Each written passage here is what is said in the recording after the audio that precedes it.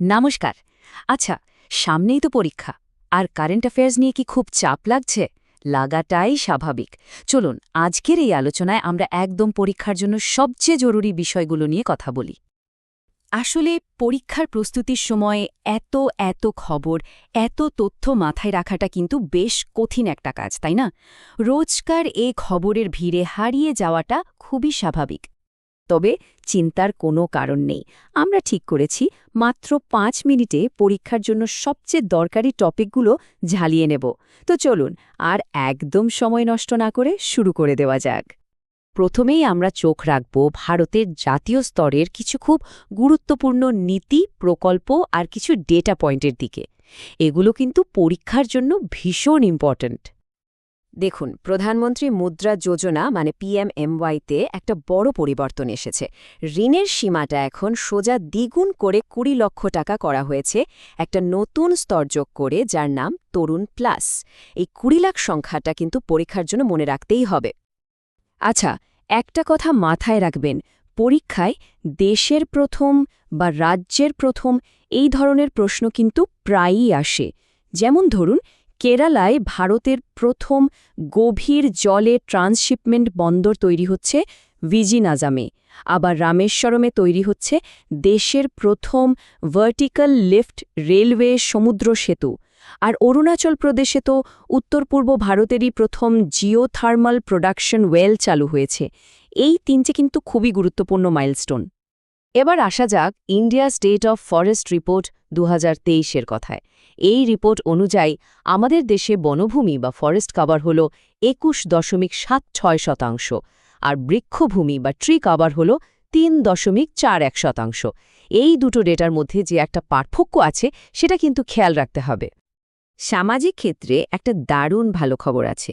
কন্যা সন্তানের জন্মকালীন লিঙ্গ অনুপাত মানে সেক্স রেশিও অ্যাট বার্থ বেশ কিছুটা বেড়েছে। ২০১৪-১৫ সালে যেটা ছিল ৯১৮, সেটা এখন বেড়ে হয়েছে ৯৩০। এই ৯৩০ সংখ্যাটা কিন্তু অবশ্যই মনে রাখবেন। তো দেশের কথা তো হলো, এবার চলুন একটু বিশ্ব মঞ্চের দিকে তাকানো যাক। মানে আন্তর্জাতিক ক্ষেত্রে ভারতের অবস্থানটা ঠিক কোথায়? 16th ব্রিক্স সামিট নিয়ে কথা বলা যাক। আয়োজক দেশ ছিল রাশিয়া, আর থিম ছিল বহুপাক্ষিকতাকে আরও শক্তিশালী করা। তবে সবচেয়ে বড় খবর হল নতুন ৪ জন সদস্য যোগ দিয়েছে: মিশর, ইথিওপিয়া, ইরান আর সংযুক্ত আরব আমিরাত। এই নামগুলো কিন্তু মনে রাখতে হবে। এটা বেশ মজার একটা তথ্য, কিন্তু জেনারেল নলেজের জন্য খুব ইম্পর্ট্যান্ট। ২০২৪ সালের ওয়ার্ড অফ দ্য ইয়ার কী ছিল জানেন? অক্সফোর্ড ডিকশনারি বেছে নিয়েছে ব্রেন রটকে, আর কেমব্রিজ ডিকশনারি বেছে নিয়েছে ম্যানিফেস্ট। দুটোই মনে রাখা ভালো।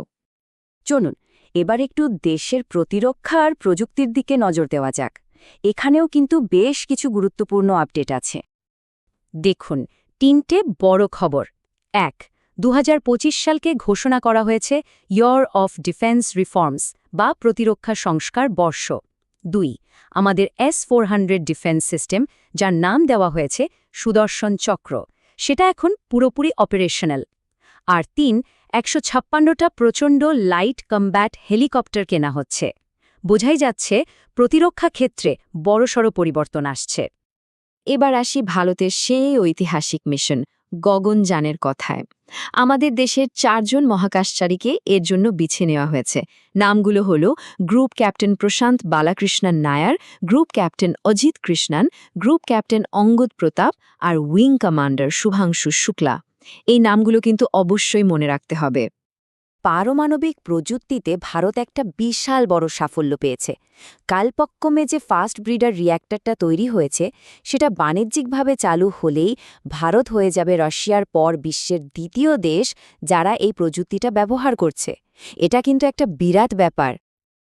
আচ্ছা, অনেক গুরুগম্ভীর আলোচনা হলো। এবার একটু খেলাধুলা আর পুরস্কারের জগতে ঢোকা যাক। পরীক্ষার জন্য কিন্তু এই সেকশনটাও খুব জরুরি। দেশের সর্বোচ্চ ক্রীড়া সম্মান মেজর ধ্যানচাঁদ খেলরত্ন পুরস্কার ২০২৪ কারা পেলেন? তালিকায় আছেন শুটিংয়ের জন্য মনু ভাকর, দাবার জন্য ডি গুকেশ, প্যারা অ্যাথলেটিক্সের জন্য প্রবীণ কুমার আর হকির জন্য হরমনপ্রীত সিং। আর খেলাধুলার জগতের দুটো ঐতিহাসিক জয়ের কথা না বললেই নয়। ১. অবশ্যই আইসিসি মেন্স টি20 ওয়ার্ল্ড কাপ 2024-এ ভারতের অসাধারণ জয়। আর 2, মাত্র 17 বছর বয়সী কামিয়া কার্তিকিয়ান, যিনি 7টা মহাদেশের সর্বোচ্চ শৃঙ্গ জয় করে বিশ্বের সর্বকনিষ্ঠ মহিলা হিসেবে রেকর্ড করেছেন। ভাবা যায়?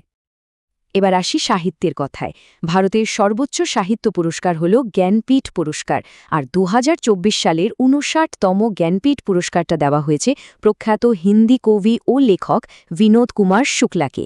কালচারাল কারেন্ট অ্যাফেয়ার্সের জন্য এই নামটা খুব ইম্পর্ট্যান্ট। আচ্ছা, জাতীয় ও আন্তর্জাতিক বিষয় তো হলো, এবার চলুন একদম শেষে দেশের বিভিন্ন রাজ্যের কিছু গুরুত্বপূর্ণ ডেভেলপমেন্টের দিকে চোখ রাখা যাক। এক ঝলকে দেখে নেওয়া যাক কয়েকটা রাজ্যের বড় খবর। যেমন হরিয়ানা পুলিশে অগ্নিবীরদের জন্য 20% চাকরি সংরক্ষণ চালু করেছে। বিহারের কৈমুরে একটা নতুন টাইগার রিজার্ভ তৈরি হচ্ছে। কেরালা চোখের রোগের জন্য নয়নামৃতম 2.0 নামে একটা এআই প্রোগ্রাম চালু করেছে। আর উত্তরাখণ্ড দেশের প্রথম রাজ্য হিসেবে ইউনিফর্ম সিভিল কোড বা অভিন্ন দেওয়ানি বিধি লাগু করেছে। তো এই যে এতগুলো সাফল্যের কথা আমরা জানলাম, প্রযুক্তি থেকে শুরু করে প্রতিরক্ষা, সমাজ, খেলাধুলা, আপনার কি মনে হয় এগুলোর মধ্যে ঠিক কোন জিনিসটা ভারতের আগামী দশককে সবচেয়ে বেশি প্রভাবিত করবে? এই প্রশ্নটা রইল ভাবার জন্য। আজকের মতো এখানেই শেষ করছি। আবার দেখা হবে।